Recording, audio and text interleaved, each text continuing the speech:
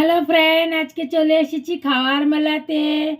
আজকে আমি মুসুরি ডাল আর আতপ চাল রাত্রেবেলা ভিজিয়ে রেখেছিলাম, সেইটা দিয়ে একটা নয়া রেসিপির ডোসা তৈরি করব। এখানে আমি কতগুলা পাতিলাতে পিষিয়েছি, আর এখন যে পিষিয়েছি এইটাও আমি এখানে অ্যাড করে দিয়েছি। এখন আমি 1 চামচ নুন ঢেলে দিয়েছি, আর তো কিছু দিব না। চাইলে আপনারা সোডা ডালতে পারেন, মিঠা সোডা। আমি কিছু ডালিনি, সিরপ রাত্রেবেলা ভিজিয়েছিলাম, সেইটা আমি সকালবেলা পিষিয়েছি। এইরকম গাঢ়া থাকবে, দেখুন ভালো করে মিক্সিতে পিষিয়েছি। রেডি। আমাদের তাওয়াটা গরম হয়ে গেছে।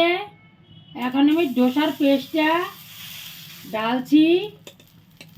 আমি 2 হাতা ঢেলে দিয়েছি। এখন এইভাবে একটু ছড়িয়ে দিব। এই মুসুরি ডালের চালের ডোসাটা অবশ্যই ঘরে একবার বানাইয়ে ট্রাই করবেন।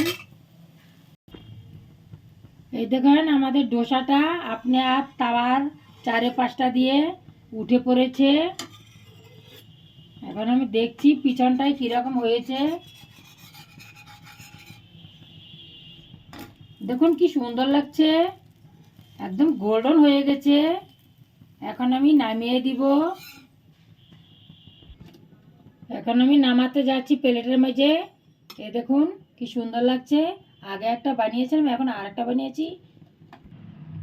এখন আমি আরেকটা ডালার জন্য তৈরি হয়েছি।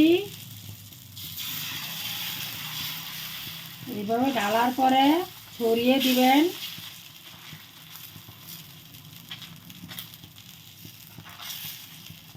অনেক কিন্তু টেস্টি হয় এই মুসুরি ডাল দিয়ে, এই আতপ চাল দিয়ে এইভাবে ডোসা। এখানে দেখো আরেকটা ডোসা আমি তাওয়ার মধ্যে দিয়েছিলাম, সেইটাকেও আমি পাল্টিয়েছি। কত সুন্দর লাগছে, গোল্ডেন। আপনারা এইভাবে অবশ্যই বানিয়ে খাবেন। যদি ভালো লাগে লাইক কমেন্ট শেয়ার করবেন, সাবস্ক্রাইব করতে ভুলবেন না। এখন আমি পিঠা আরেকটা নামাইয়ে দিলাম। দেখো কত সুন্দর লাগছে। পরপর আমি 3টা পিঠা বানিয়েছি। এইভাবে আমি সবগুলো পিঠাকে বানিয়ে দিব। বাংলাতে আমরা পিঠা বলি, এমনি ডোসা বলা যায়। আপনাদের কাছে অনেক অনেক নমস্কার রইল।